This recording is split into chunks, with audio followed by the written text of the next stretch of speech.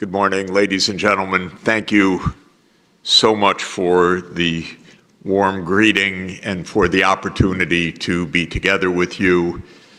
Thank you for the work that you do all over the world. Work with compassion and wisdom and technical expertise. This is exactly what the world needs. And we can feel, Sonia and I were just saying, this wonderful atmosphere and the wonderful people here.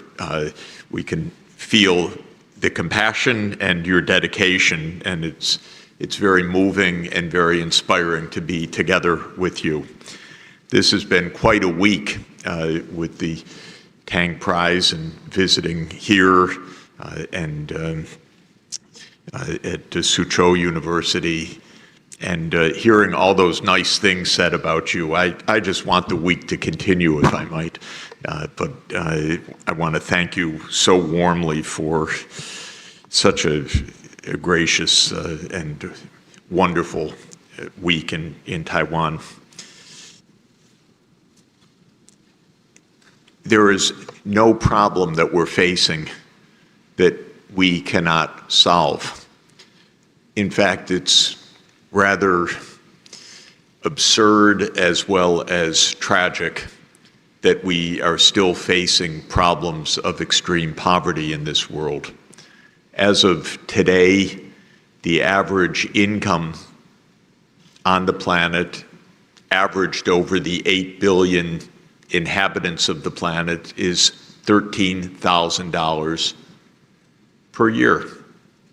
$13,000 is enough to live well, to not be in hunger, to have access to education and health care, water, safe water, sanitation, modern services, digital connectivity.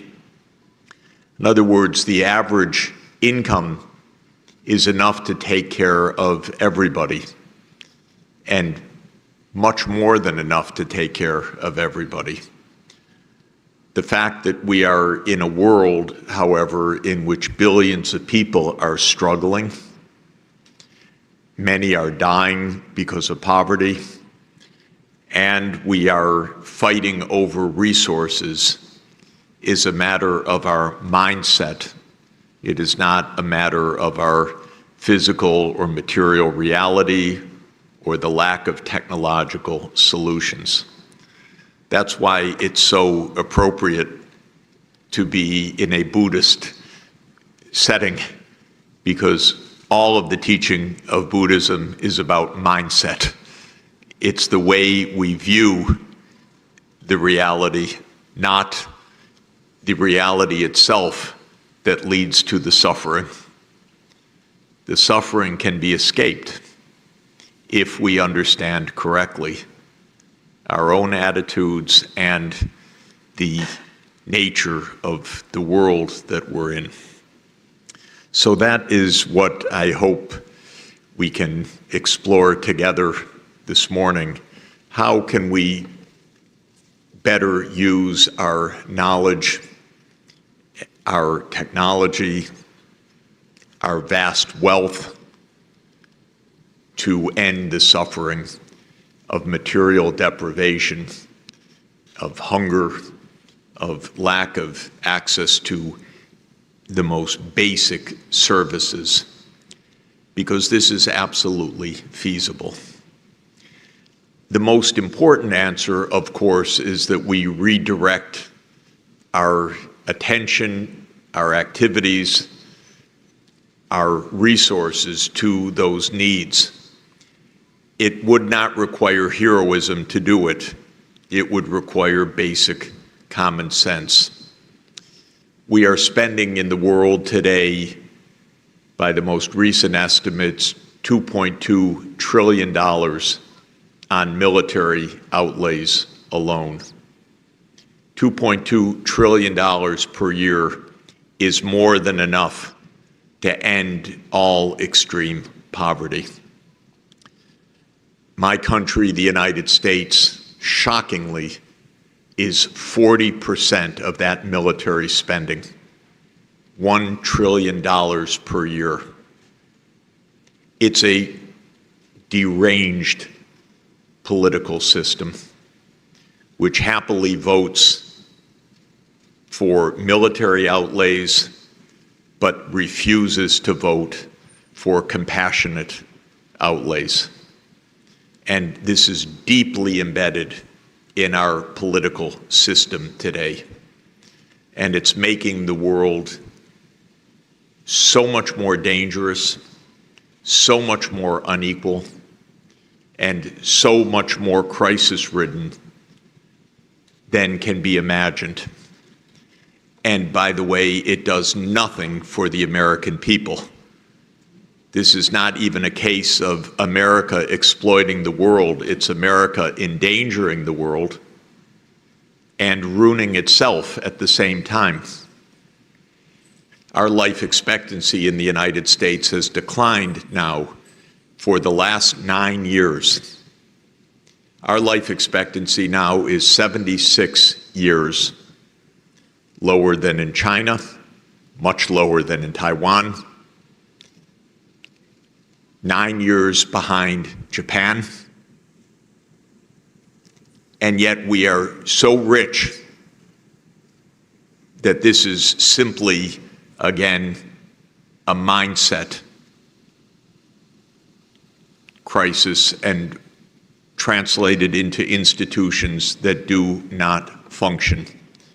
And in all of that, as our life expectancy has declined for the last 9 years, our Congress has done almost nothing except raise military spending.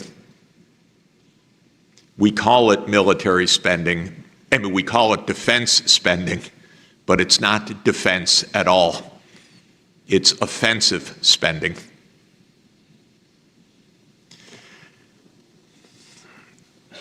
We heard The Economist magazine, I didn't know this quotation saying that Taiwan is the most dangerous place in the world. Beware of Anglo-Saxon publications, first of all. But let me say a word about danger and ways out of danger, if I may. The only place in Central America that is not in violent conflict is the country of Costa Rica. Costa Rica is extremely interesting because in 1948, Costa Rica unilaterally eliminated its military. It banished the army. It has no army. All the rest of Central America has an army. But Costa Rica is the only country to have avoided war. Having an army does not lead to peace. It does not lead to safety. Having an army leads to coups or provocation or perceived threats from outside or manipulation from outside, especially since the U.S. trains so many of the military. But it doesn't lead to safety. And my wife and I spent the past year while I was working at UNITO in Vienna, living in a very interesting context. Austria was one of the countries occupied by the Soviet Union at the end of World War II. Almost all of the countries occupied by the Soviet Union at the end of World War II had the Soviet troops on their territory until 1989, typically in very repressive conditions. Austria was an exception. The Soviet troops went home voluntarily from Austria in 1955. It's a very interesting case to understand about war and peace. What happened that led the Soviet Union to voluntarily withdraw from Austria and then leave Austria alone for all of the period from 1955 until today? Was it that Austria is part of Nato? No. Austria, in fact, is the one country in the region not part of NATO. What happened in 1955 was that Austria clearly declared its neutrality, that it would never accept NATO or American troops or weaponry, that it would be a neutral country. And on that basis, the Soviet Union left, because Austria was not a threat. And so the troops went home. Austria became a vibrant democratic country, a really wonderful country, by the way, that has a tremendous quality of life and culture. And it was never once threatened by the Soviet Union or Russia since then, not in one single moment or one single episode, because it was not a threat to the Soviet Union or to Russia. It was a neutral country. It's a very instructive and almost completely forgotten episode in history. And it's an episode that deserves a tremendously deeper understanding, not only for Austria, but for what might have been in the world. Because one of the reasons that the Soviet Union made that step was that it wanted to set an example. The message in 1955 was, if a country becomes neutral, we leave. And the aim of the Soviet Union in 1955 was to try to convince the United States to have Germany be a neutral country.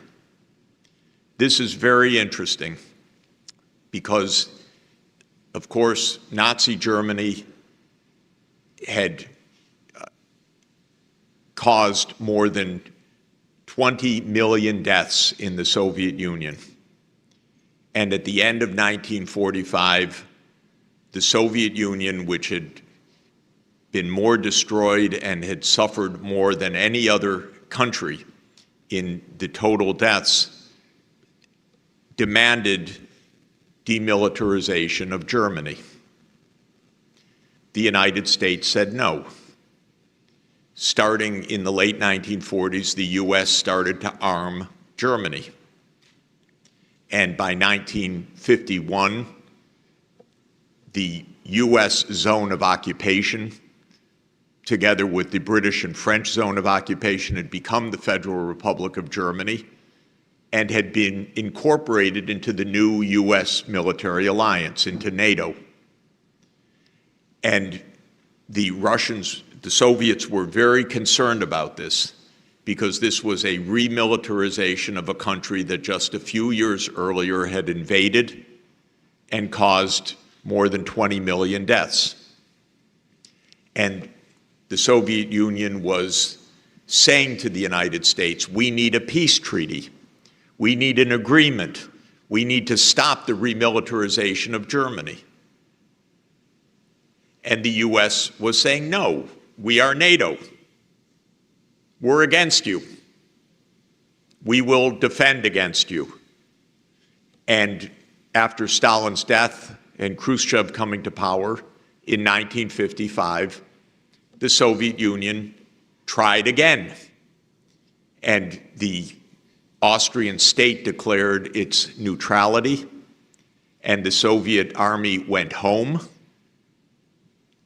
And the message was, neutralize Germany and we can end the threat to us and we can find a new peace arrangement in Europe. The United States completely rejected the idea, said we will not have a neutral Germany, we'll have a militarized Germany. Our leading diplomat and historian in 1955, our greatest Russia expert, George Kennan,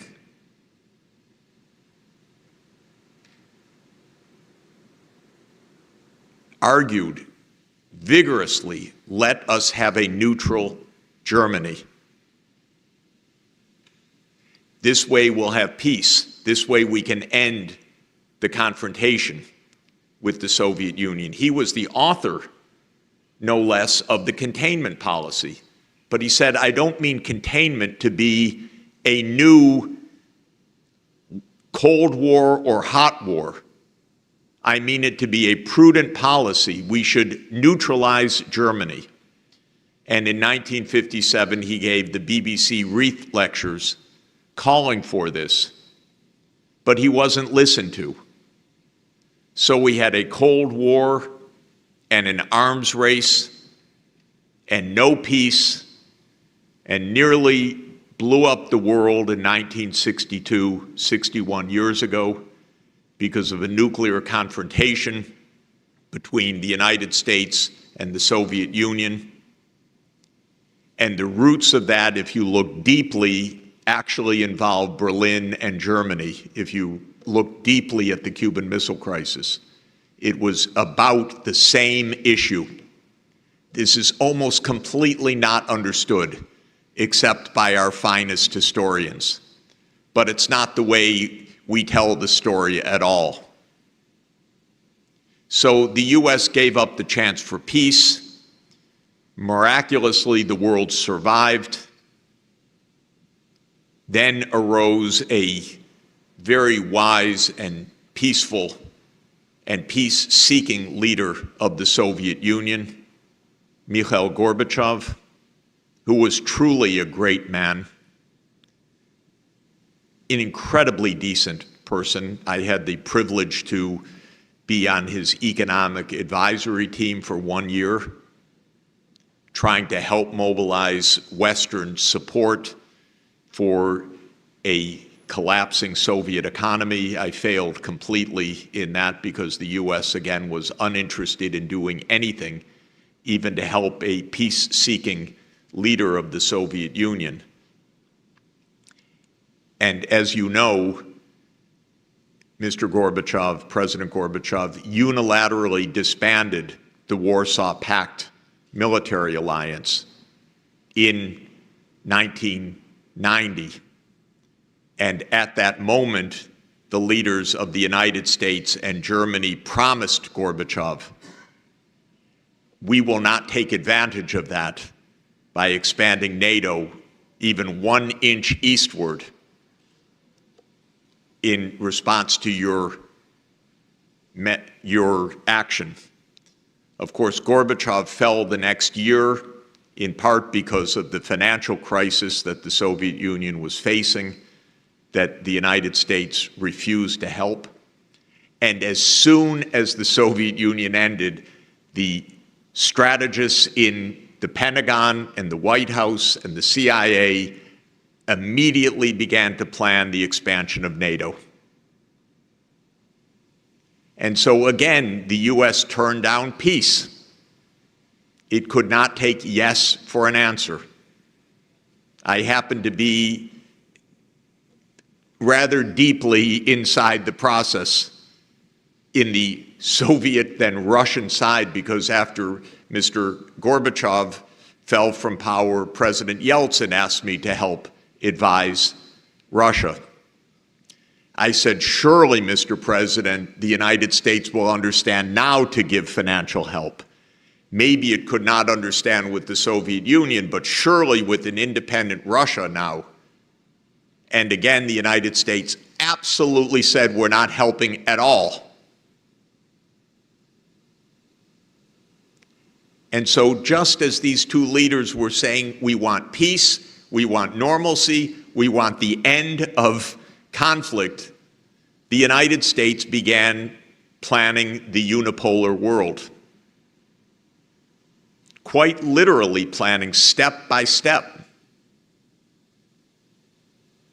Even leaders in the Pentagon told one of the generals that I know rather well, Wesley Clark, that now the United States will launch several wars to overthrow Russian allied governments because we now know that Russia can do nothing in response. This is what Clark was told in the early 1990s. And the list included Iraq with Saddam Hussein, Syria with Assad, Libya with Muammar Gaddafi. And those are the wars that came. Those were planned wars. And the NATO enlargement was planned starting in 1992, but really planned in detail by 1997.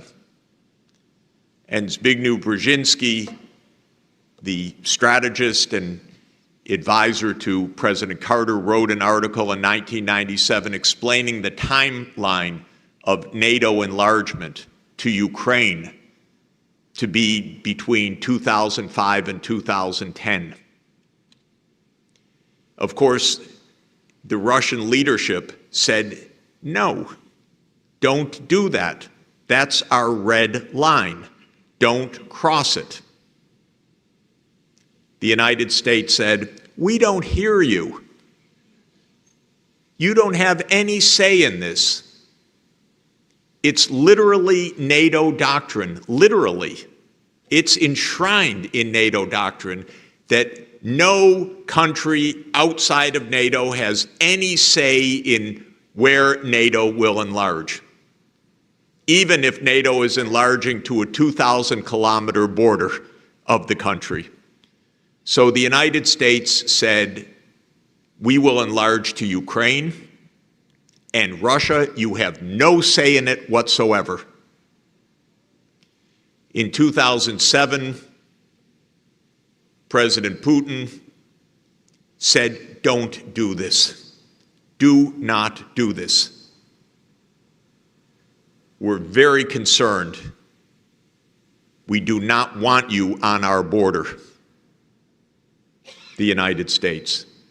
The United States ignored that, and in 2008 committed to NATO enlargement. This is why we have the war in Ukraine.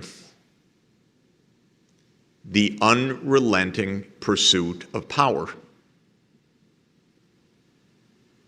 and not listening to anybody else, to any prudent warnings at all. Interestingly, in 2008, the U.S. ambassador to Russia rode a secret cable back to Washington. That ambassador was William Burns. He's now the CIA director.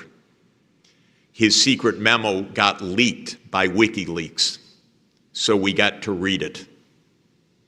Because other than leaks, we don't read anything of what the U.S. government really thinks. Everything is secret. And the media are not storm media. They are USG media. So we read literally nothing but what the US government wants us to read. But this memo was made public by Assange. And the title of the memo is Niet means Niet. And the content of the memo was, it is not just a matter of President Putin, it is every member of the leadership of Russia that opposes NATO enlargement. Pro-Putin, anti-Putin, doesn't matter. All Russian political class does not want NATO on Russia's border. And by the way, I don't blame them for one moment. Who would want NATO on your border? Not I. But it was ignored. Again, Kennan was ignored, Burns was ignored, Jack Matlock, our U.S. ambassador to the Soviet Union, was ignored. William Perry, our Secretary of Defense, was ignored. The ones that were listened to were Raytheon. They have military establishments in every congressional district. It's jobs, it's money.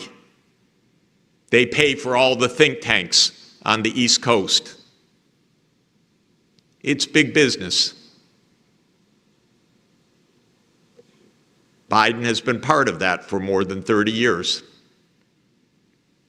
But basically every president is by the time they get there. And so the U.S. could not listen to a red line. And then I won't go through all of the rest of the history because this is not our main topic, but it really is our main topic. In 2014, the U.S. helped to overthrow the last Ukrainian government that just wanted calm because President Viktor Yanukovych wanted neutrality. He's being pulled by the U.S. on one side. He's being pulled by Russia on the other side.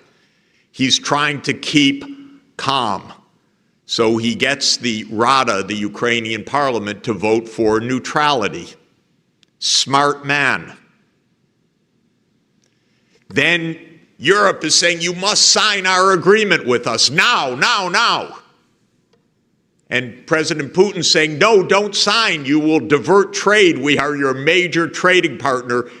We have to be part of this trade agreement. And Europe is saying, Russia, you have nothing to do with this. And Russia's saying, yes, but you are making a trade agreement. We already have a trade agreement with Ukraine. We're party to this. No, no, you have nothing to do with this. Because this is a game. This is not honesty. This is not grown-up behavior. And so a protest started when Yanukovych delayed signing the agreement with the European Union.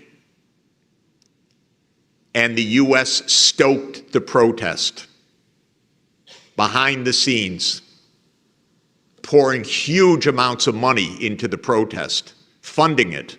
I know it. I saw it with my own eyes, by the way. Leading American NGOs working side by side with the government, pouring in vast money for that protest. Not saying we don't want to interfere, directly leading the protest. And then a violent overthrow of the government, and the new government came in and said, we want NATO.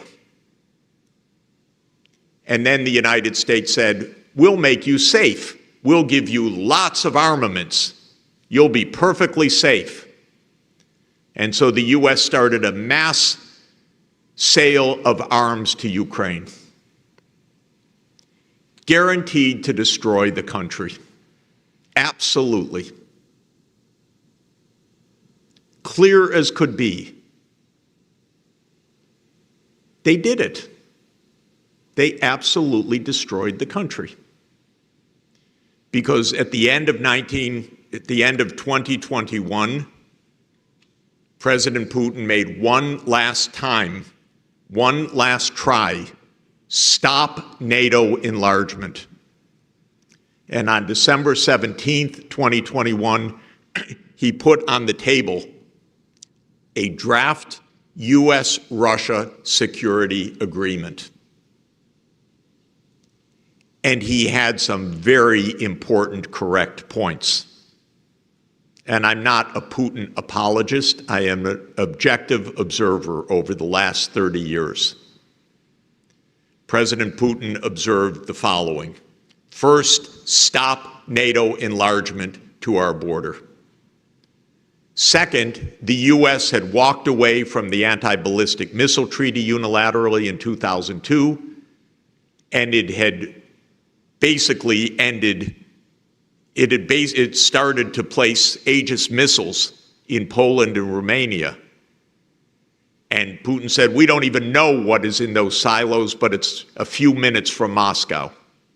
This is intolerable. You unilaterally left a treaty Now we are vulnerable. The United States said, we don't negotiate with you. And in January 2022, the U.S. gave a formal reply to Putin. And the formal reply is, NATO enlargement is none of your business.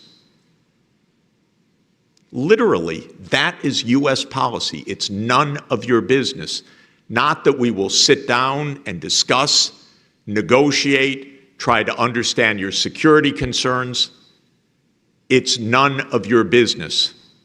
I actually called the White House on December 30th, 2021, and spoke to one of the top officials, not to the president, and begged them, negotiate, avoid a war. No, Jeffrey, we don't have to negotiate. It's not really about NATO, I was told. I said, if it's not about NATO, say that NATO won't enlarge. No, we can't do that. And on February 21st, 2022, Russia Security Council met. President Putin asked Foreign Minister Lavrov, give a report of the status of your discussions with the Americans. Lavrov responded that we have received a firm reply of no negotiation over NATO. We have tried, Mr. President, but we did not succeed. The U.S. will not engage in negotiations. And 3 days later, the special military operation took place. Since then, hundreds of thousands of Ukrainians are killed. 10 million have fled the country. The economic collapse is probably more than 50%. Ukraine is losing around 1,000 soldiers every day, killed or seriously wounded right now. This so-called offensive or counteroffensive is a death trap. And the U.S. knows it, but we have a presidential election coming up, so we can't quite say it, because that might be embarrassing for the president. And so Ukraine is told, keep throwing your soldiers 1,000 a day to their death or to their permanent disability. And they keep doing it.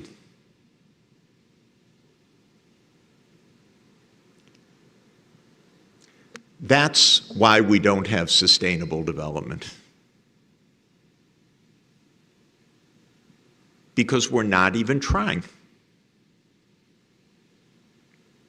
How many times has President Biden said sustainable development goals?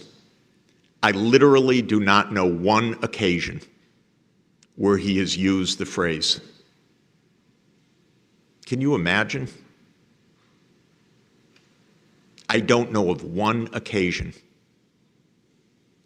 One of my closest associates over the last 40 years, who was a senior U.S. official for a while, told me that it is U.S. Treasury policy not to use the phrase sustainable development goals, because they're afraid that some Republicans in Congress will object, that it's going to put America on the hook with all those poor people. And America doesn't want to hear that. And to give you a real status of the world right now, every country is supposed to have a sustainable development goal plan. And they're supposed to present it to their peers at the UN high-level political forum. And each year, 30 to 40 countries present their plans to the delegates. There are 193 UN member states, and 188 of them have made their plans known to the others. These are called voluntary national reviews, VNRs. 5 countries, only 5 in the whole UN have not made sustainable development goal plans. They are South Sudan, which has been in nonstop war, Haiti, which is in complete disaster, Yemen, which has been in nonstop war, Myanmar, which has been in nonstop conflict, and one more, the United States of America. Those are the 5. This is why we don't have sustainable development. As an economist, I've taken a particular view of this issue over the last 30 years as I came to understand it, starting in the early 1990s. And that is that for some of the things that poor people need, their governments simply cannot afford to provide them out of their own resources. So we need a world that has compassion, that provides some of the things that the poorest of the poor cannot provide on their own. And so starting around 30 years ago, I have been advocating basically nonstop that there should be more financial flows from the rich to the poor so that children in poor countries can go to school, so that they can be immunized, so that they can have a dose of anti-malarial medicine if they have a bout of malaria, and so on. And a lot of what I've done for 30 years is basic arithmetic. Thank goodness for Excel spreadsheets. I have multiplied the number of poor people by the cost of interventions, and I have shown that that amount is very small, but it's larger than the budget of the government of the impoverished country. So I have said, here is a gap, and we should fill the gap. It's not ingenious work. It's so simple that it should be absolutely the most basic exercise that any institution involved in sustainable development makes. Now, I want to explain 2 interesting facts about these calculations, beyond the fact that they show that a country like Niger, which just had a coup a couple of days ago, could never afford to have all its kids in school, given the impoverishment that it finds itself in right now. Maybe in 30 years it could, but right now it needs help. But here are 2 interesting facts. One is the IMF never uses such a calculation to decide how to address Niger or another low-income country in its actual budget programming. In other words, when the finance minister of Niger comes and the income in that country is a few $100s per person per year, and half the kids are not in school, and only 10% of the population has access to electricity, and so on, the finance minister comes to the IMF, and the IMF says, well, you have this much money, so learn to live with it, or die with it. Oh, you would like to have electricity? That's a privilege. Don't expect it. And that's literally, well, they don't say it that way. They just say, be careful, be prudent, don't spend more than you have. Not, we will help you to find the financing. So that's one part of the story. The other part of the story is interesting for right now. In the last 2 years, I've been advising the Secretary General, Antonio Guterres, and the Deputy Secretary General, Amina Mohammed of the United Nations, on what is the size of this financing gap and how could it be mobilized. And one basic part of the answer is the official banks that we established decades ago, like the African Development Bank, or the Inter-American Development Bank, or the Asian Development Bank, need to be operating at a much larger scale, because you have the needs and you have the current scale of operation, so the scale should be increased. And on that basis, Secretary General Guterres called for what we called an SDG stimulus, a financial stimulus to help close the gap of what is needed to be spent versus what is available for spending. Very straightforward. And it would involve the rich countries as a group putting in something like $100 billion a year. For the United States, $20 billion a year, for example.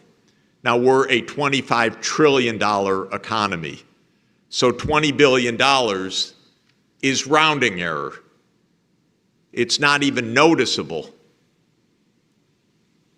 $250 billion is 1% of GDP. $25 billion is 0.1 of 1% of GDP. So this is 0.08 of 1% of GDP. You know what the United States just said last week? It said, we don't think it's timely to increase the capital of the multilateral development banks. Translation. The President of the United States does not want to say a word about this because maybe Congress would object and say you're wasting U.S. taxpayer money on poor people. Maybe the rich would have to pay a little bit more in tax, but that's impossible because the rich finance the whole political system. And so the U.S. says it's not timely. For who? For the people who don't have enough to eat today? For the child who's not in school today? Who's it not timely for? It's not timely for the American plutocracy. That's all.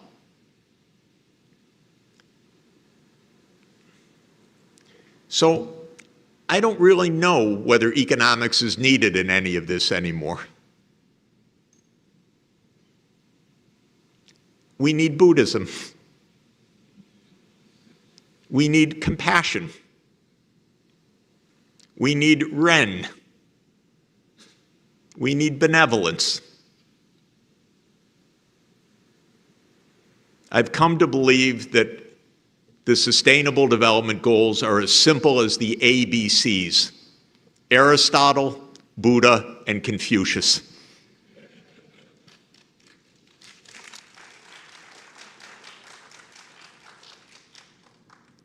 Aristotle, by the way, who's my favorite philosopher because I know him well, he is at the core of the glorious side of the Western philosophical tradition, had the basic idea of human beings, that human beings are a mix of animal instincts and higher rationality. And it is our purpose, our end, to think and to behave properly as rational human beings, including decently in our social order, in our political order. The Buddha, of course, and I'm here to learn from you, taught compassion as the basis of escaping the cycle of suffering. And Confucius taught virtue and cultivating virtue. And he taught that all people are brothers within the four C's, that this is one humanity and one world. If we abide by the ABCs, we will achieve sustainable development. Thank you very much. Judge Andrew Napolitano here for Judging Freedom. Today is Thursday, January 11th, 2024. Professor Jeffrey Sachs joins us from Cambodia. That's Professor, you never astound me where you're going to pop up. Crystal clear and looking youthful as ever, but thank you very much for joining us here. Great to be with you. Greetings from Phnom Penh. Thank you. Professor Sachs, as we speak, it's 9 o'clock at night in Phnom Penh. It's 9 in the morning here in New Jersey. It's 3 or 4, forgive my ignorance, in the afternoon in Brussels. But as we speak, the International Court of Justice of the United Nations is meeting and hearing the complaint of South Africa versus Israel alleging genocide.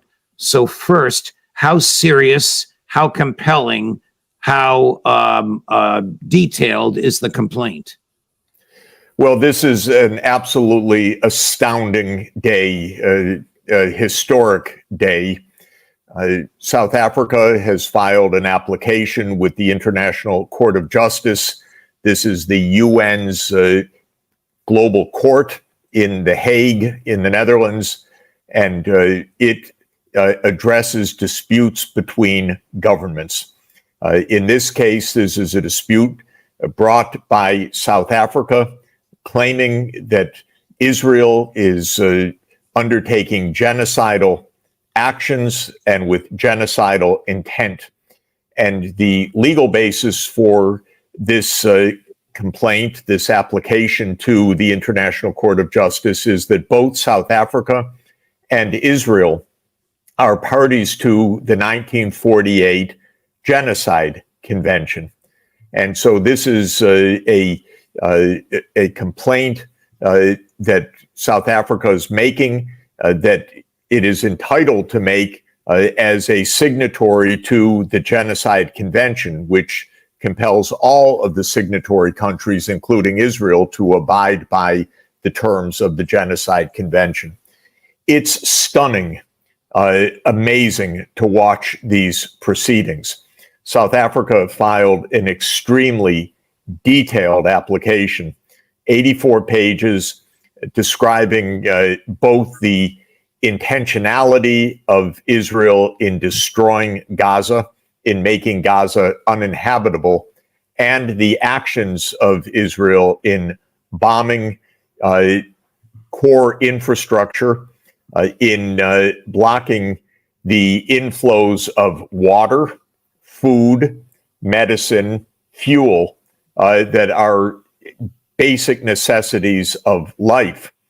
And the combination of the statements by Israeli leaders, from the prime minister and president through the cabinet to members of the Knesset to leaders of the Israel Defense Forces, is a shocking list of statements, because these are statements saying flat out that Gaza is to be destroyed, is to be made uninhabitable, that there is no distinction between Hamas and the civilians, that everybody is guilty. And no doubt these Israeli leaders would like to walk back what they said, because what they said was flat out, unbelievably ugly and destructive. And I think South Africa makes a compelling case, expressive of genocidal intent. So to watch this in a body of law rather than in the spin of, say, a White House briefing or somebody just brushing this aside, as John Kirby did when he said, well, this is a bunch of nonsense. The United States, rejects all of this as nonsense, or the president of Israel is saying this is a blood libel. But to hear it spelled out methodically, hour after hour in precise judicial proceedings, is, I think, a historic day, because Israel is being examined closely for what it has said and what it is doing. And this is, to my mind, the highest responsibility and application of the concept of international law. So I think it's a very big day. The law is very clear, and so our listeners know why you dwelt extensively on intent and why the document itself quotes at length statements from Prime Minister Netanyahu and from many, many people in the Israeli government who pull the levers of power, and the things they said were utterly repellent. You seem to have paused for a second trying to find an adjective horrific enough to describe what they said, but things like burn them alive, bury them alive, they're subhuman. How do you characterize that? What kind of a mind can justify that kind of slaughter of innocents? But to my point, the law requires that the applicant here, South Africa, show not only that genocide took place, but that it wasn't an accident, that it was intentional. And when you can use, I can tell you this from my prior life on the bench, when you can use the words of your adversary to prove your case, that is the most compelling way to prove your case. Let's watch just a minute or so of the initial opening argument this morning. You may have seen this already, Professor Sachs. This is cut 13, Jeff, the opening statement. The violence and the destruction in Palestine and Israel did not begin on the 7th of October 2023. The Palestinians have experienced systematic oppression and violence for the last 76 years.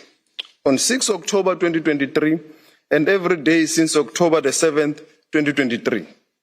In the Gaza Strip, at least since 2004, Israel continues to exercise control over the airspace, territorial waters, land crossing, water, electricity, and civilian infrastructure, as well as over key government functions. No armed attack on a state territory, no matter how serious, even an attack involving atrocity crimes, can provide any justification for or defense to breaches to the convention, whether as a matter of law or morality. Israel's response to the 7th of October 2023 attack has crossed this line and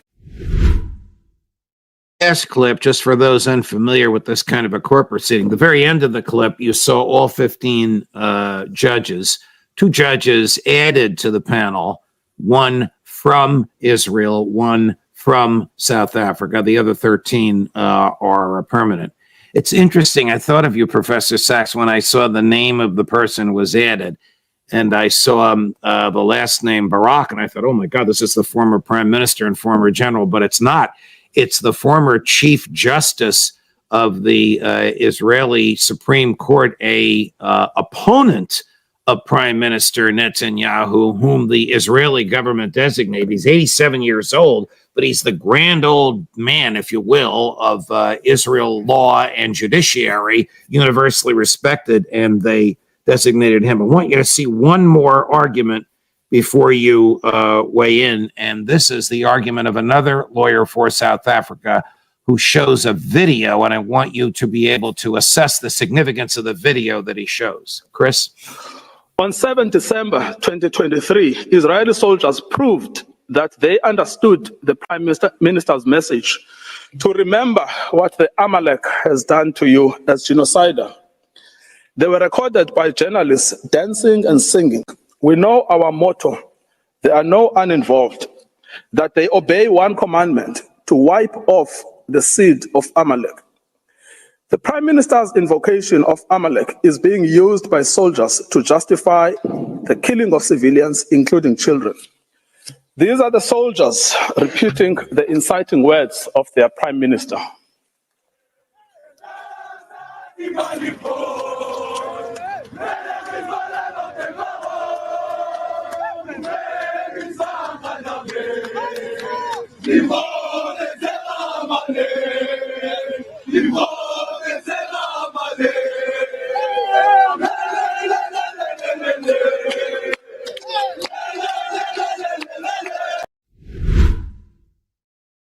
All right, let's start at the end. What is the significance of Israeli soldiers in Gaza dancing and chanting, "We come to address Amalek"?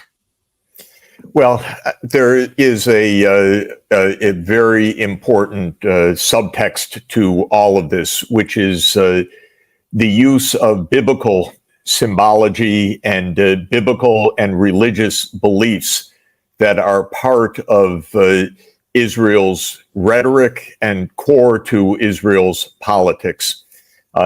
Amalek is a part of the Bible when the Israelites are instructed by God to kill all of this nation. And it is one of many genocides, in fact, in the Old Testament. The book of Joshua, which is the part of the Bible, the sixth book of the Old Testament, in which the Israelites, after having escaped from Egypt, in the Exodus from Egypt, arrive at their promised land and are instructed by God, according to the book of Joshua, to not only take the land, but to kill every man, woman, and child in the land that they are to take. And it's very clear repeatedly from one nation to the next in the book of Joshua that this is to be a genocide, that no one shall survive. Now, fast forward 2,600 years, and these texts are being referred to explicitly by the Prime Minister, by the Israel Defense Forces, and by a large part of the Israeli politics, much of which reflects a religious zealotry that takes the Bible as the literal basis for action. And the Bible has in these texts the instructions for genocide, for killing everybody. And we hear this echo not only in the video that the South African lawyer showed, but in a shocking compilation of videos that Gray Zone produced. Max Blumenthal, the investigative reporter, produced, released, and posted on Gray Zone a compilation that is filled one after another with this biblical reference, this genocidal fever, and the chanting and delight at the destruction of everybody. So what we're seeing here is a mix of military brutality, religious zealotry, political manipulation in a concoction that is extraordinary. I think it is so foreign to our eyes to see this, but in the court, to have it laid out so explicitly, and the court is a place of decorum. You saw the lawyer, how dignified and eloquent he was. I listened to much of his presentation earlier in the day, and the room was silent, listening, having to absorb this direct evidence, not having the ever-present and, for me, utterly disgusting spin from the White House newsroom or some other spin, but actually listening to the realities, grim realities, laid out one by one. That's why I think this was a historic day. Here's what the White House actually had to say about it. This is, I think you've seen this, and I know you won't be happy, and neither am I, but we have to expose this stuff. Here's Admiral Kirby expressing the White House's opinion on this is 3 or 4 days ago, so this is before the oral argument, on the application, the 84-page complaint filed by South Africa. South Africa's filed this 84-page lawsuit against Israel, accusing them of genocide. Israel says that this is blood libel. Does Washington agree? And where does this put Washington and Pretoria in terms of find their this relations? submission meritless, counterproductive, and completely without any basis in fact whatsoever. I guess he didn't read it if he finds it meritless, counterproductive, and completely without any basis in fact. And I guess Washington is the only country in the world willing to make a statement as outrageous as that. You know, I find him insufferable day by day. I do know that. Yes, you know, I don't exactly hide it, because I just wish there were grown-ups in power, grown-ups who were responsible, who were honest, who were decent, who would read an 84-page detailed complaint and give a serious answer rather than a one-sentence smack off like that. I wish at the same time that the White House press corps would follow up more seriously. Actually, if I remember correctly, that question started with a few words, just a quick one. Right. And then the question was asked, and Kirby responded in this utterly disgusting way when the most important issue on the planet is in front of him, and couldn't do more than one dismissive, phony, and false statement. But then there's no follow-up. Then they move on to the next topic and the next topic. I sometimes think those questions are staged, Jeff, and it's terrible. It's terrible for the American public, and it's demeaning to the profession of journalism.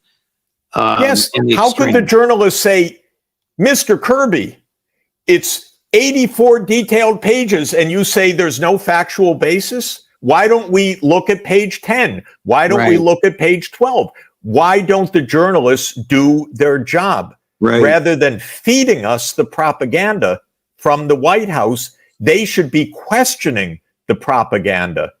That's why I was grateful for today's court proceedings, because there were hours to put forward the evidence. There is a detailed legal complaint. There are dozens of countries that have supported this, but the U.S. government is all spin, all propaganda, and all attempt at narrative control. And Judge Napolitano, that's why you're doing such a service, because you're bringing these issues to the public attention and to the world attention.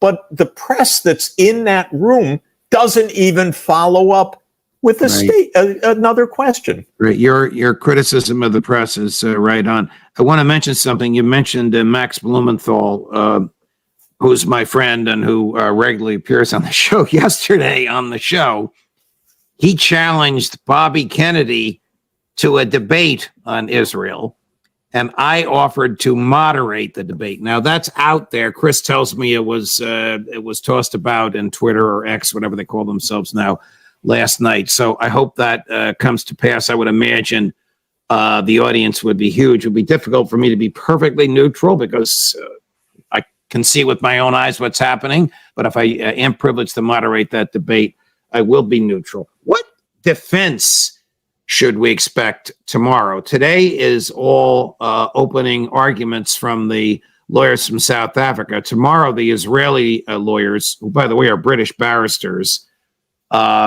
take over. What conceivable defense could there be? What mentality of humanity justifies the slaughter of 26,000 people, at most 3,000 of whom were soldiers? Well, they're going to say that this is in self-defense, that a terrible terrorist attack occurred on October 7, which is true.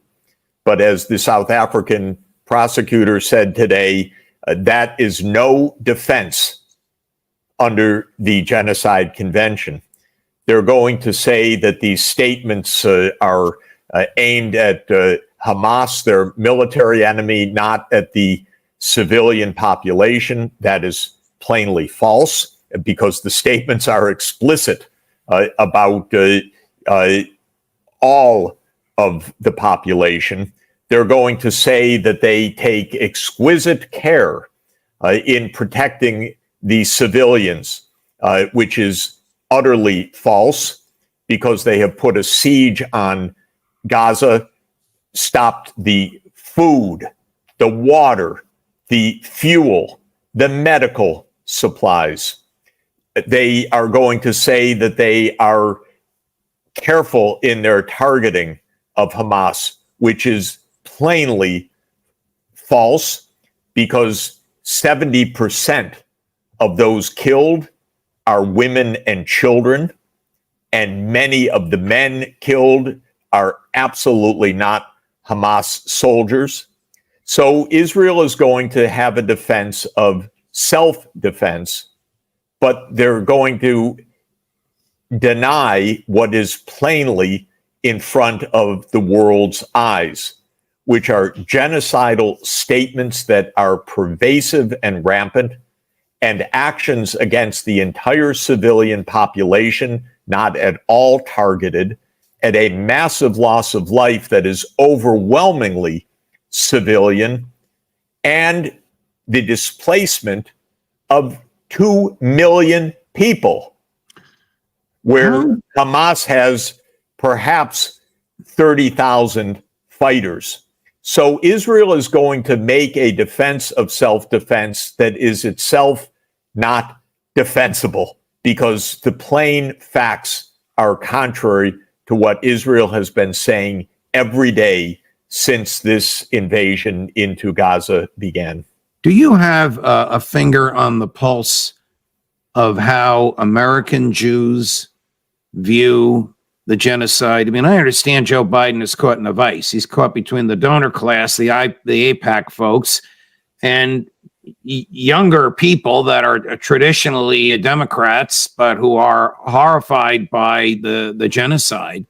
So question one is, should the United States be a co-defendant? And then if we come back to the U.S., you know, you live and work at Columbia University, large Jewish American population in Manhattan. Do you have a finger on the pulse about how they feel?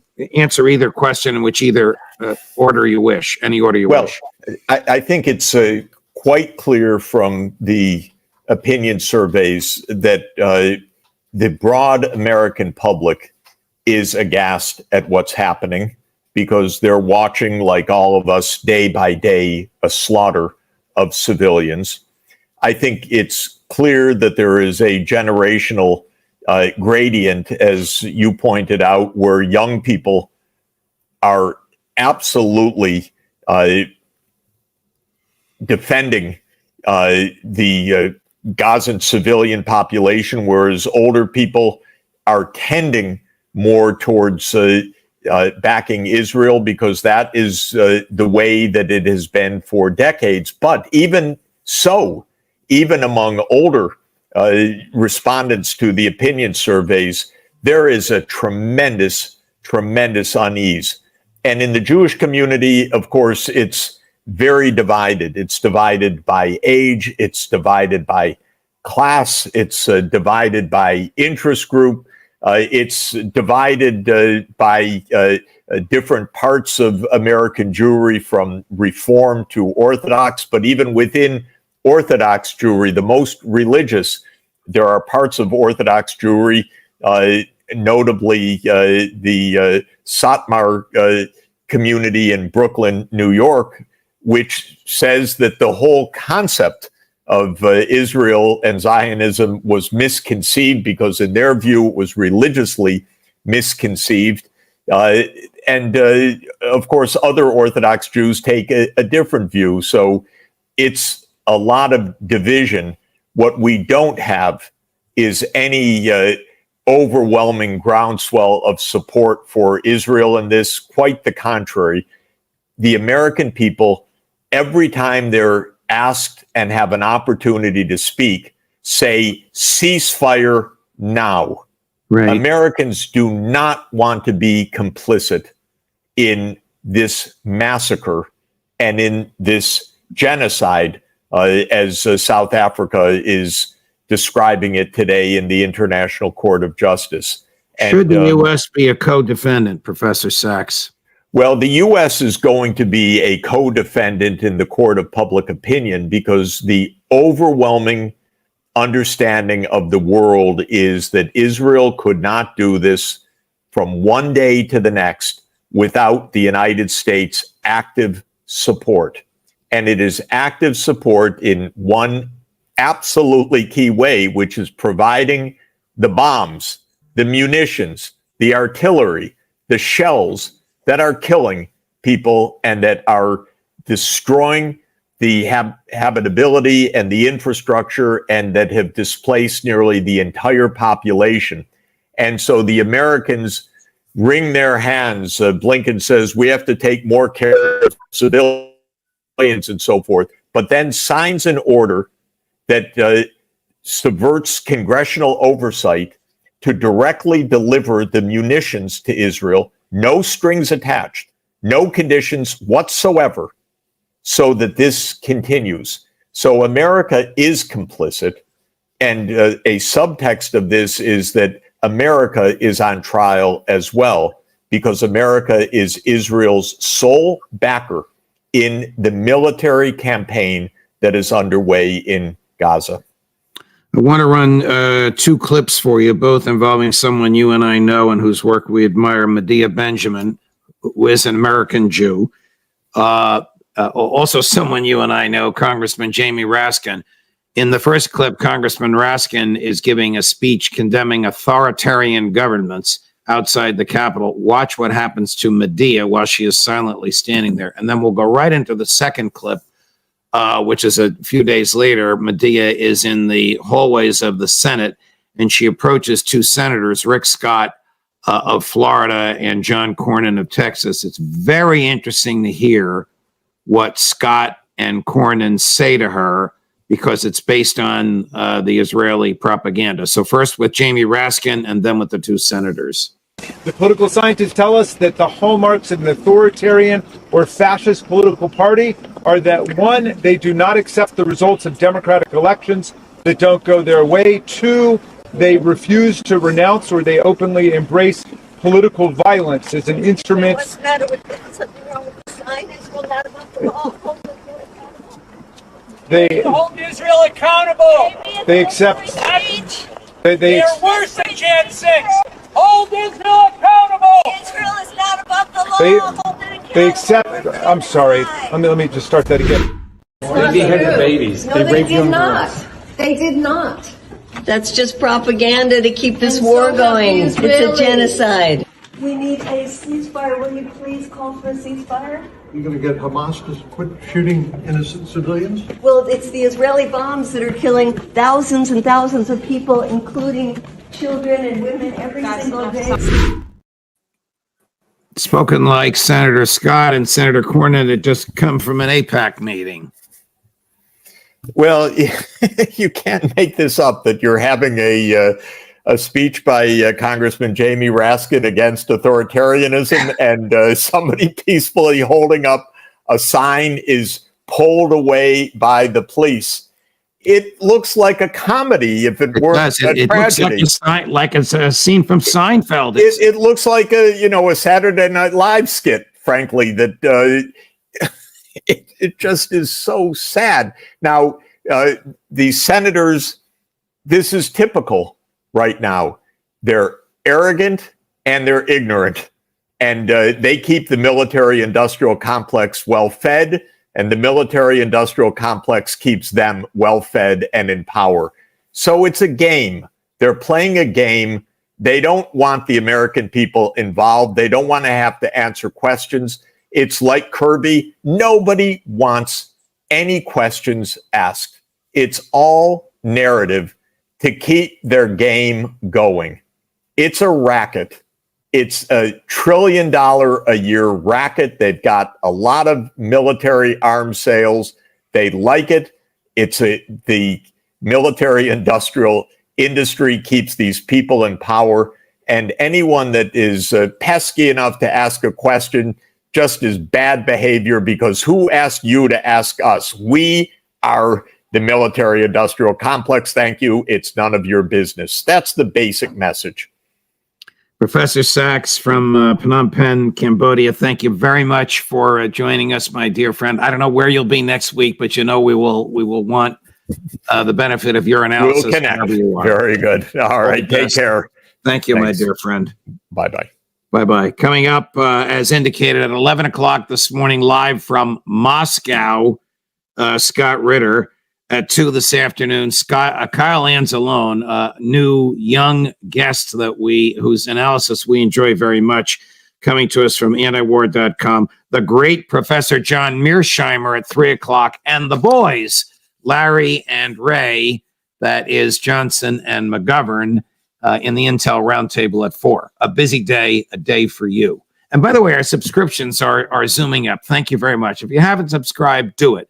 You'll get the notification, and you get to watch the events that the mainstream. Hi, chào mọi người, chào mừng mọi người quay trở lại với kênh của mình. Hôm nay thì mình sẽ hướng dẫn cho mọi người cách móc người tuyết trang trí như thế này. Mùa Noel sắp đến rồi và đây là một trong những cái hình trang trí đặc trưng của mùa này. Và nếu mà mọi người thích sản phẩm này thì đừng quên đăng ký kênh cũng như ấn chuông để không bỏ lỡ những video mới cập nhật trên kênh của mình nhé. Trong quá trình móc, nếu mọi người gặp vấn đề về chân móc hay kỹ thuật móc len thì bình luận ở phía dưới cho mình biết để chúng ta có thể cùng trao đổi và chia sẻ với nhau. Cảm ơn mọi người đã dành thời gian theo dõi video hướng dẫn móc len của mình. Chúc mọi người có những sản phẩm móc len ưng ý. Và trong quá trình móc thì nếu mọi người có điều gì muốn góp ý thì bình luận ở phía dưới. Những ý kiến đóng góp của mọi người là động lực to lớn để mình có thể cải thiện những sản phẩm móc len của mình. Chuẩn bị những nguyên liệu và dụng cụ sau đây: kéo, kim móc, kim khâu đánh dấu, mắt thú size 6, len màu đen, màu trắng, màu cam và đỏ. Đầu tiên dùng len màu trắng, len 7 bình.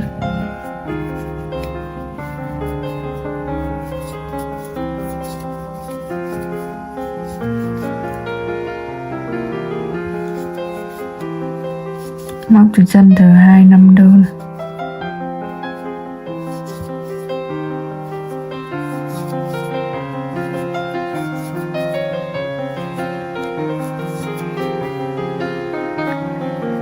Móc chân cuối 3 đơn trùng chân.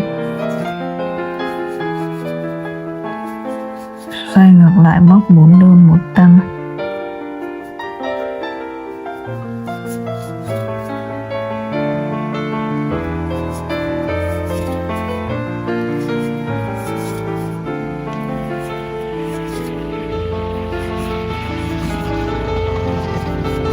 Hàng 2 chân đầu tiên móc 1 tăng.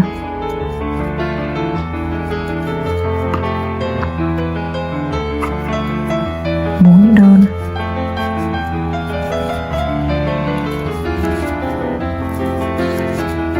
3 tăng.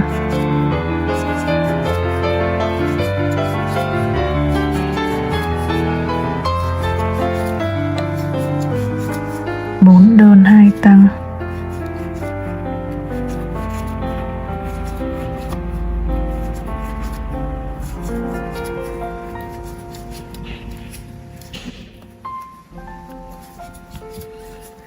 Hàng 3 đầu tiên móc 1 tăng.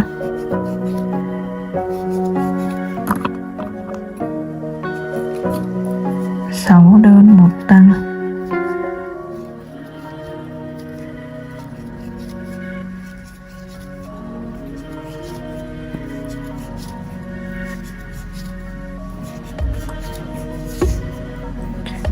Hai đơn 1 tăng. 6 đơn.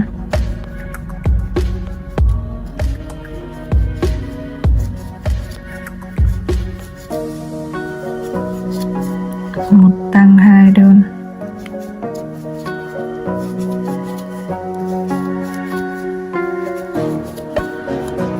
Hàng thứ tư móc 11 đơn 1 tăng 2 lần.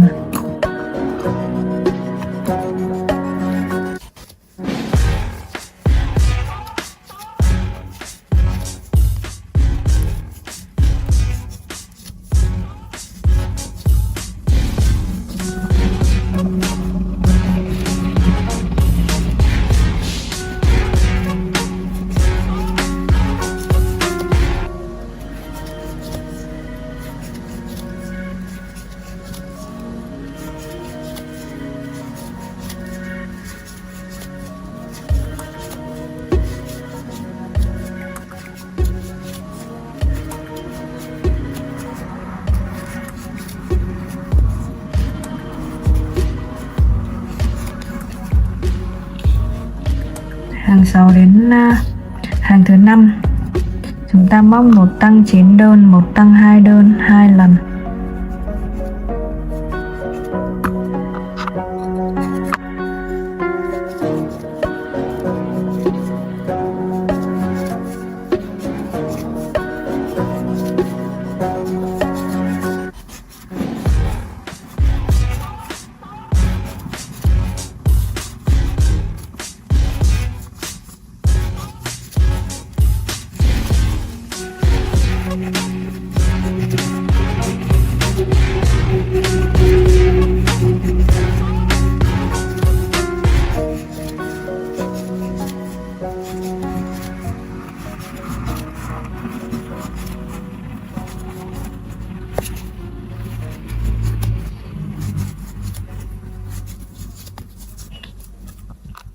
Hàng 16 đến hàng 9, mỗi hàng 30 mỗi đơn.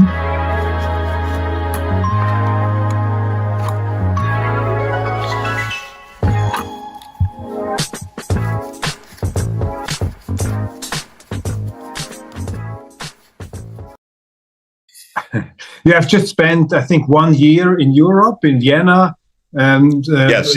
in some other places. What is the most important take you have from this stay in Europe? What's your dominant impression of the state of Europe? I was very disappointed because most of Europe's leaders are right now simply following whatever the United States says. And whether this is because of their belief in Europe's security, whether it's their belief that the U.S. will punish them if they deviate from the line. The state of European politics is quite bad, and the war has made things worse because Europe is with a dominant narrative like the United States that is basically given by the U.S. security establishment and then repeated in the mainstream media in Europe. So it was, at a political level, really disappointing. At a personal level, it was wonderful. Vienna is a fantastic place. It is the result of decades of social democratic philosophy and ethos and social housing, and we had a fabulous time. And I also came to admire more and more the wise decision of both the Soviet Union and Austria in 1955 to make a very good deal, that the Soviets would leave Austria and the Austrians would declare neutrality, and that this would be the basis going forward. And it proved its great worth, and I tried to sell that approach for free to give the advice to Ukraine repeatedly, but they didn't understand that it's much better to be a neutral Austria than a NATO aspirant partner of the United States. As Henry Kissinger famously said, to be an enemy of the United States is dangerous, but to be a friend is fatal. And Ukraine has believed that the U.S. is going to provide security, and what the U.S. is providing is the dismemberment of Ukraine. Your Austrian neutrality makes us Swiss a little bit proud, because in the constitution of Austria it says they want to have a neutrality Swiss style. Oh, I didn't realize that. Yeah. I mean, that Switzerland was the role model for neutrality in Austria. What's your relationship with Switzerland? And this is, Switzerland, of course, extremely smart, and it served Switzerland very well. It served Austria very well, and ironically, it served Sweden and Finland very well. And they abandoned this year, shockingly naively, thinking that Russia's about to invade Finland or Sweden. No. And all of the benefits of neutrality they gave up overnight because of these right-wing parties that don't understand or pretend not to understand the current geopolitics. even in Switzerland, there are people in the establishment who think that neutrality has to be given up or neutrality has to be made more flexible, that Switzerland can deliver weapons to one party in the war. What do you say about that? I mean, what's your take on that? I mean, should Switzerland give up neutrality? Would that be a wise course? No. There's nothing more to add. Switzerland's one of the most successful countries of modern history. Why would you give up the basis of success? Ja, as Goethe said, nichts ist schwerer zu ertragen als eine Folge von guten Tagen. Good days are hard to bear, and sometimes if you're very successful, you start to forget what made you successful. Well, it's interesting. Every day I walk by Goethe on the Ringstrasse in Vienna because he's got a big statue just near the Opera House, and so I paid respect to Goethe every day. Okay. You have been commenting, of course, the war in Ukraine in the recent months extensively. How do you assess the situation at the moment? Give us a brief oversight of your perception. I think it's probably accurate or roughly accurate that about 40,000 Ukrainians have died in the last 2 months of what is a failed counteroffensive promoted by the United States. So this has been a disastrous period. Ukraine will not achieve on the battlefield its goals. This was clear from the very beginning, but the U.S. has always said otherwise. And remember, I'm 68 years old, so I've heard the fairy tales of U.S. generals for more than 6 decades. They always say, yes, success is just around the corner. This next offensive is going to be great. The surge is going to be decisive, and so forth. So I've heard this so many times in Vietnam, Cambodia, Laos, Nicaragua, Iraq, Syria, Libya, and heard it again in Ukraine. What's very sad is that Ukraine is being destroyed in this process because the U.S. has wanted to push Ukraine to Nato, and Russia, for completely predictable and understandable reasons, said no. And the United States believed that Russia was bluffing, or that, if not bluffing, that it had no alternative but to bend to the U.S. will. And this has not been the case. And Biden is not a very clever man, unfortunately, and his team is not very clever. Obama was more clever than Biden. And Obama knew in 2014, though Obama helped to start this disaster when the U.S. helped to overthrow Yanukovych, Obama knew at that time, don't go deeper into this. Because, as he said in an interview, Russia has escalatory dominance. Whatever we do, Russia will escalate. And the reason is, for Russia, this is existential. For the United States, it's nice. Wouldn't it be nice if Ukraine were in NATO? We would control the Black Sea. That's nice. But for Russia, it's absolutely existential. And so Obama already understood in 2014, don't escalate, because Russia will continue to escalate. You can't bluff Russia out of this. Biden, who's not very clever, just thought, well, what will Putin do? We'll just keep pushing. And when Putin put on the table in December 2021 a draft agreement for security arrangements between the U.S. and Russia, by the way, I called the White House to say, negotiate. This is absolutely negotiable. I was told, no, we're not going to negotiate. And the U.S. told Russia, no, not interested in negotiating. NATO is none of your business. It was literally the line. And Putin said, it is my business, and has shown it. And this is a complete disaster for Ukraine. Probably the population has been has declined by maybe 10 million from emigres on the one hand, or the Russia-controlled territory on the other hand, and the bloodbath continues. And NATO has, I won't even say NATO, this is a small group in the U.S. leadership. They have no answer, but they have the election coming up in November 2024. So they think they need to continue this so as not to show weakness or defeat. This is where we are right now. It's a complete tragedy for Ukraine.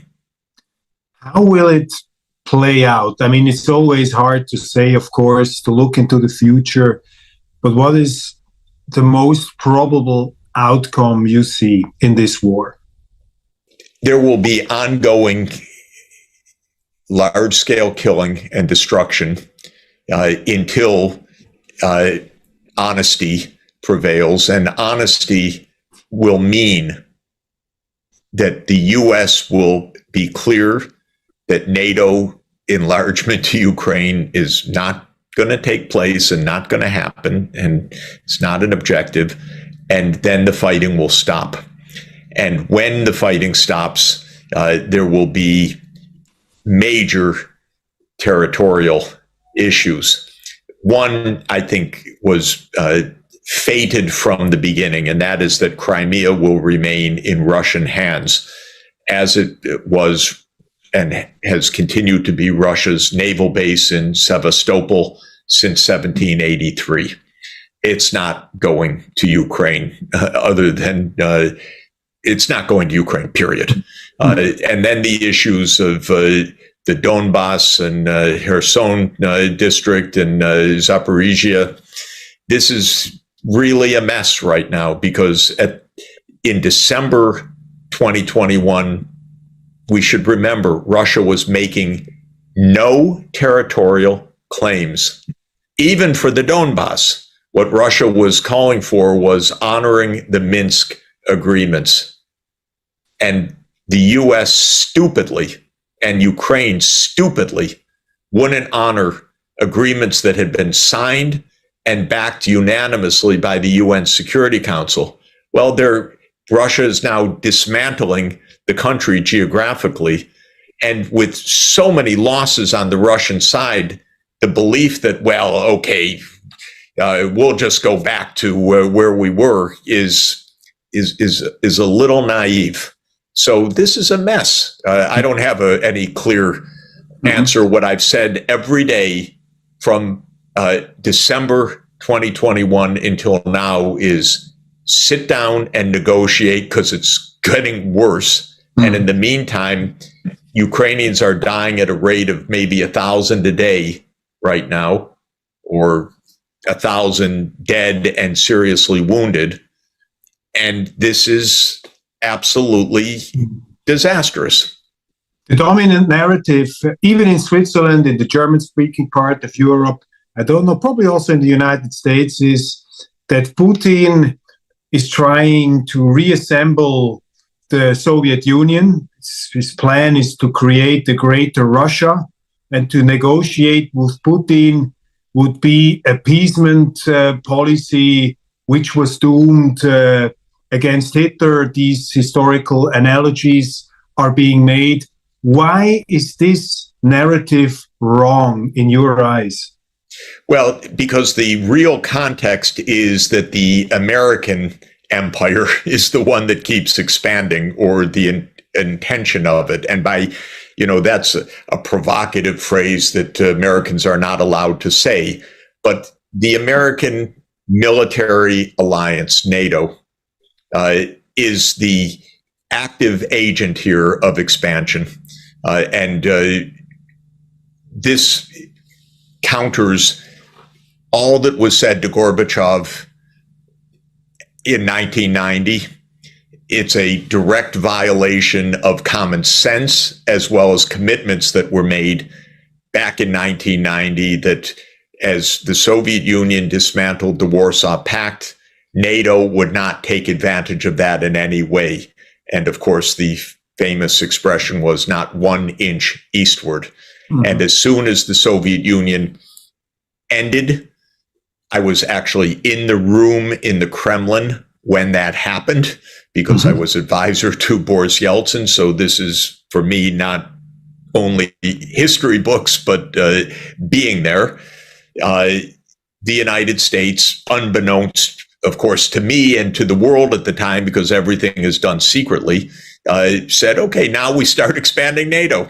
And from the early 1990s onward, this was set in motion.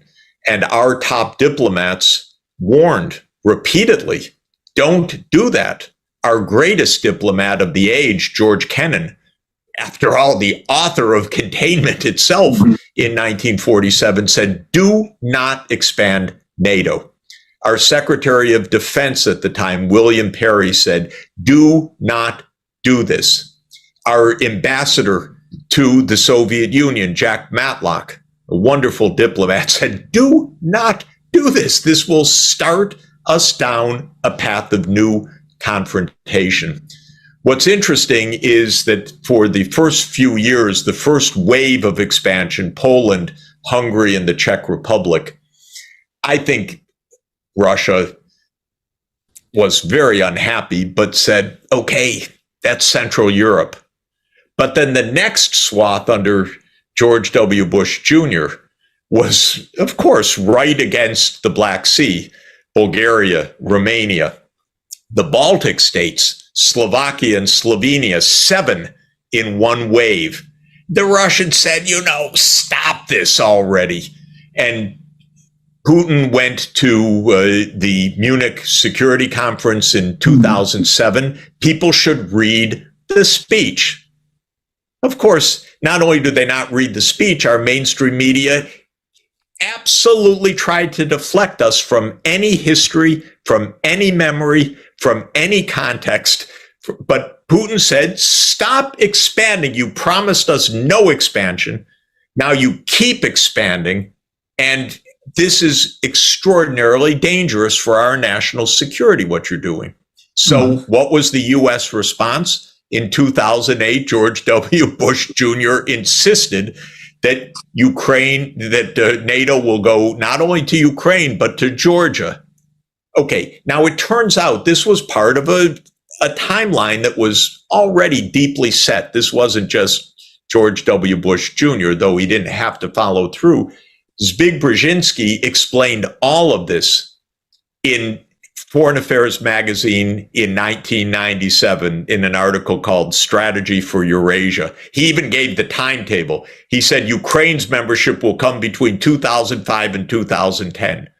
And if you're experienced in U.S. politics, an article in Foreign Affairs like that is not just some author's thinking. It's a reflection of what is in train. Little bit trial balloon, but mainly explanation of the timeline. Now, in 2008, European leaders were aghast at what Bush had done. And some of them talked to me. And they told me. Angela Merkel. Not Angela Merkel personally, But she said at the time, if Ukraine would be part of NATO, this would be a cause for war for Russia. Even Merkel said it. Exactly. So this was all known. And what is so sad about the European leaders is none of them tells the truth right now. They're all so scared of the United States or of their public or of the ability to manipulate the mass media and the perception from below or to speak out of line. But I know what they said because they said it to me. They said it to me personally. And by the way, just as recently as a few weeks ago, one of Europe's top leaders, I said to him, I won't go farther to say who, but I said, the day Biden says NATO's not enlarging, then we really can get to the end of the war. And he said to me, I agree with you completely. And then he said exactly the opposite the next day, by the way, in public. So I know it from my own view.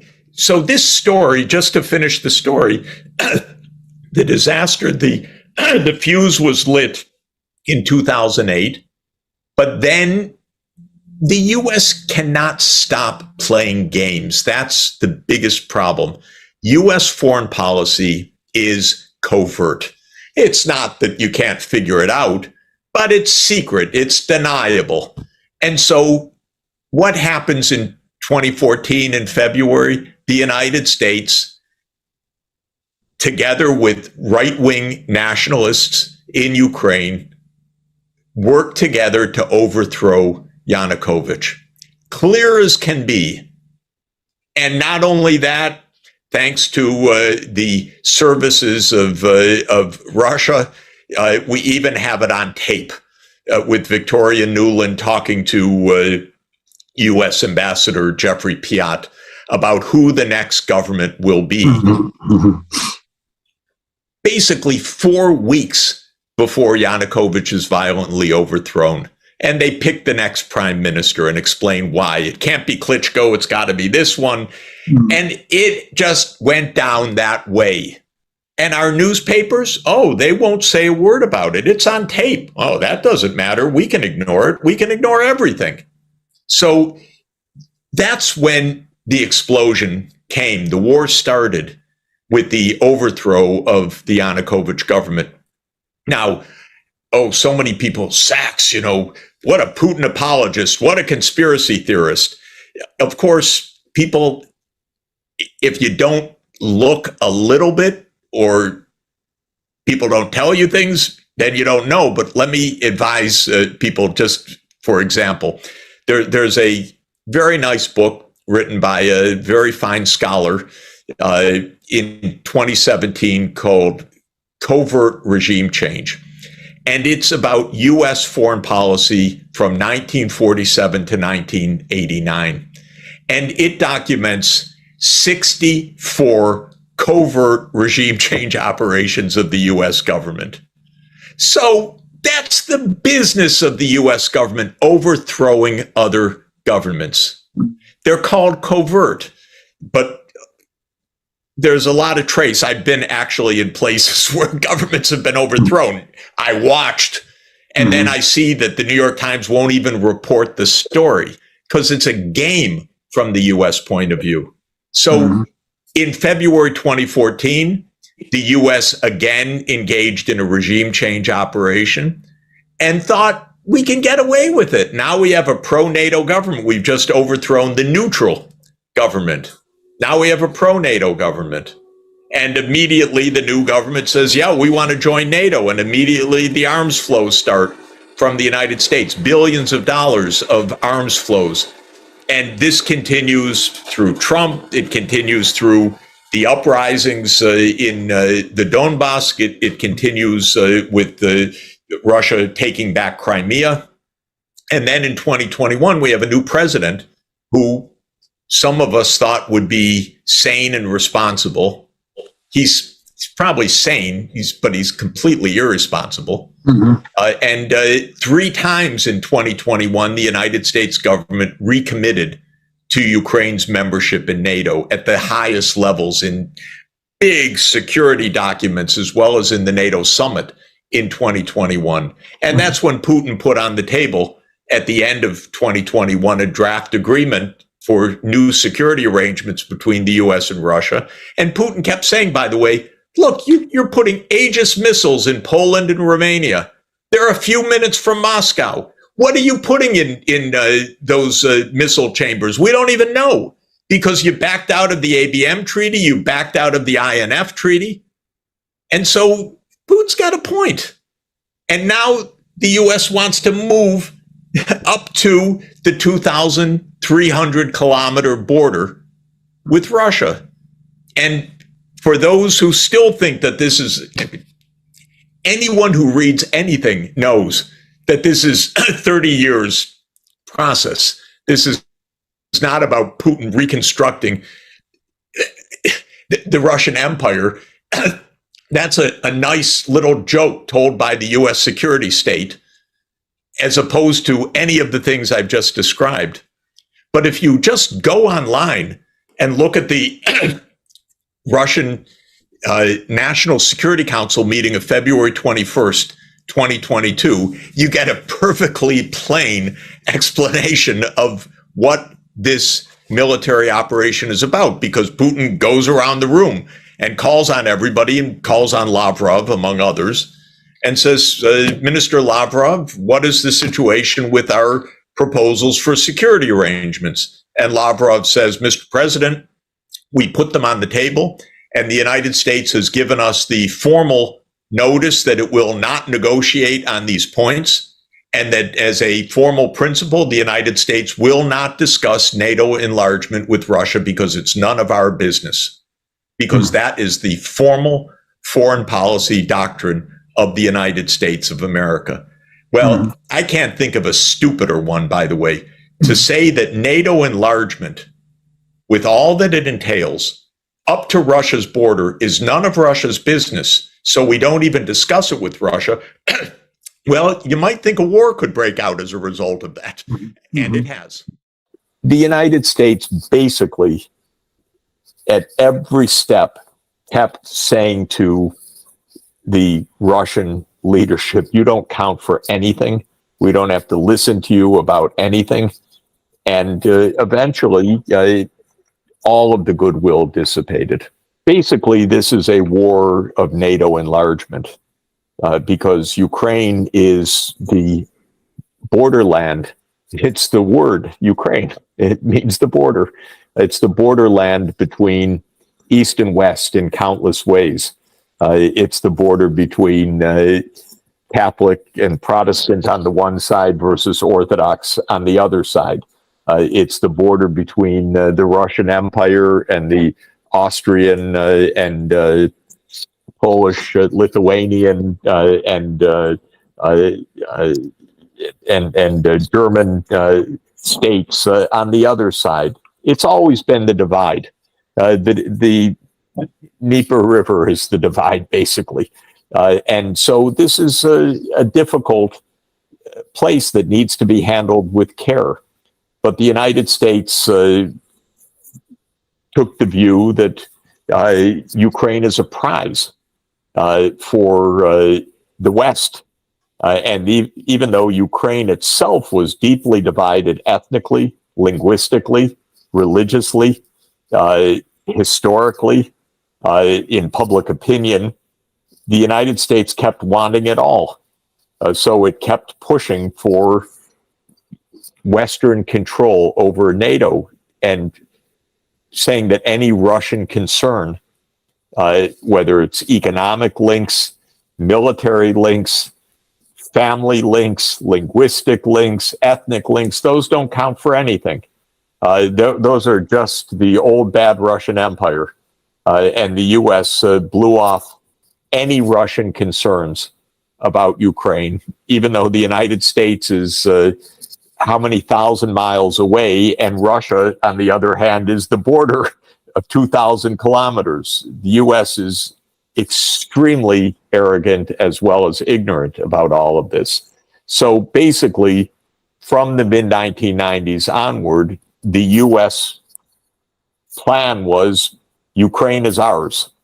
And the real meaning of that was NATO, but together with the European Union membership. And those are seen as a package more and more because NATO and the European Union are almost the same thing in the strategist mentality. If they were really separate, the world would be different, but they're not. They're both headquartered in Brussels, and they're both the same package deal, basically. So the U.S. kept intervening in Ukrainian internal affairs. It kept basically siding with Ukrainian nationalists. It kept pushing for NATO membership, and it did that in 2004, the so-called Orange Revolution. It did it then most disastrously in 2008 at the Bucharest NATO summit, where Bush pushed for NATO enlargement to Ukraine, even though the Europeans told him how dangerous it is. But of course, the Europeans don't dare say in public what they say in private. So we don't have a true accounting of that, but I know it to be the case. and others know it too. And then the real fuse was lit or detonated even. The bomb was detonated with the overthrow of Yanukovych in 2014. Yanukovych, in my view, was trying a difficult balancing act, pulled on the one side by the US, pulled on the other side by Russia. He wanted neutrality. He was responding to both sides. Ukraine had big governance problems, big financial problems, and each side pulling at Ukraine. And eventually, in my interpretation, the US sided with the Russophobic Ukrainian nationalists to overthrow Yanukovych in February 2014. And I know some of the story, but we don't know the full story because other than Victoria Nuland being caught on tape, the U.S. keeps quiet about its covert operations. But my view is the U.S. was deeply involved in the overthrow of Yanukovych, didn't lift a finger to help even to stabilize the situation. It just helped to install a Russophobic government. And then when violence broke out in the Donbass, and the evidence is really that was not Russia instigated. It was instigated by Ukrainian Russians, not by Russia. But when the demands in the Donbass for protection broke out, Russia pushed for the Minsk agreements, and Merkel and Hollande said, yes, we'll help guarantee them. And then the United States said, don't worry about it, just forget it. And the Ukrainians also said, forget it. So the US plan was, we'll arm Ukraine enough that it will become a fait accompli, that Ukraine will become a NATO country and a European Union country, and Russia won't be able to do anything about it. So I think they really believed, what can Russia do? You know, it's a backwater, it's weak. We don't believe Putin's threats. If he actually does something, we'll sanction the economy to death. So they were playing a game of chicken, and Putin called their bluff and invaded in February after the U.S. refused to negotiate anything. And interestingly, almost days after, Zelensky said, oh, we should negotiate. And the Russians and the Ukrainians actually sat down and negotiated in Ankara and almost reached an agreement. And then the United States intervened, said, you don't have to reach an agreement. We're going to crush Russia. And you're going to do it for us, Ukraine. You're going to be heroes.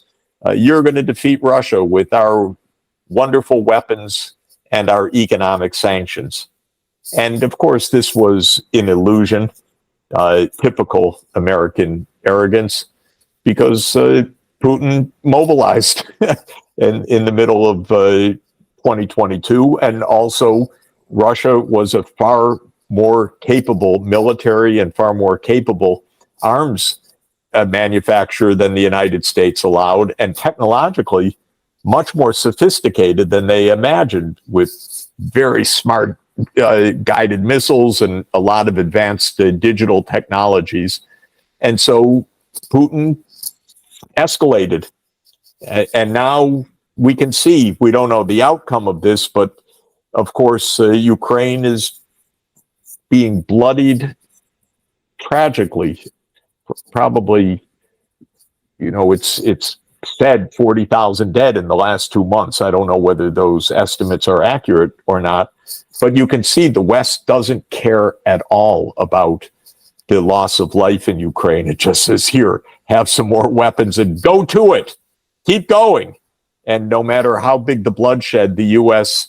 view is, well, they're the ones dying. We're not dying. It's our weapons. And we're selling a lot, and our companies like it. So this is a bluff that was called, a kind of game of chicken, and Russia showed that it could keep escalating, and the West has no plan because it thought it could get away with things going back to February 2014. The idea was we'll put in a new government and Ukraine will join the West. That's it. And then Putin grabbed Crimea as he had threatened to do. Oh, that's a surprise. And then the Minsk. Oh, that's a surprise. So the West keeps getting surprised. And Biden has been there all along, playing an important role in this. And I think he's just a very bad strategist. And he's put Ukraine into a terrible, terrible disaster. And my expression at the beginning of this war was that the U.S. is going to make Ukraine into a European Afghanistan, because the U.S. wrecked Afghanistan for 40 years, destroyed that country mercilessly, cynically, ignorantly, brutally. And they're going to do the same with Ukraine unless the Ukrainians wake up and say, God, we're being killed by this approach, which is what they should have woken up about a long time ago. And I'll tell you, by the way, the ultimate issue in Africa, although part of it is still getting, ending the French colonial era in these countries, but the real issue in these countries in the Sahel is they're the poorest place in the world, and nobody in Europe or the US gives a damn. That's the real story here. Because I've been to these countries for years and years. The impoverishment is intense. And if you go back and say to the US or Europe, this is really important that you do something about the poverty, they laugh at you. Why should we care about the Sahel? Are you kidding? This is the biggest backwater of the whole planet, they'll tell you. And then they find out situation's not too happy there. But this is really an example of the unbelievable disdain that the rich world has for the poor world. Because these wars are basically, this war in Niger is basically a war of impoverishment, because they have nothing there. And that I've seen all over the place. Yemen was another example where when I went, I was shocked at the poverty and at the threat of instability in 2009. And I went back to Washington and I was laughed at. What's the matter with you? Why do you care about such a stupid, hopeless place? Is the reception that I got. It's the same thing with Niger or Burkina Faso or Mali.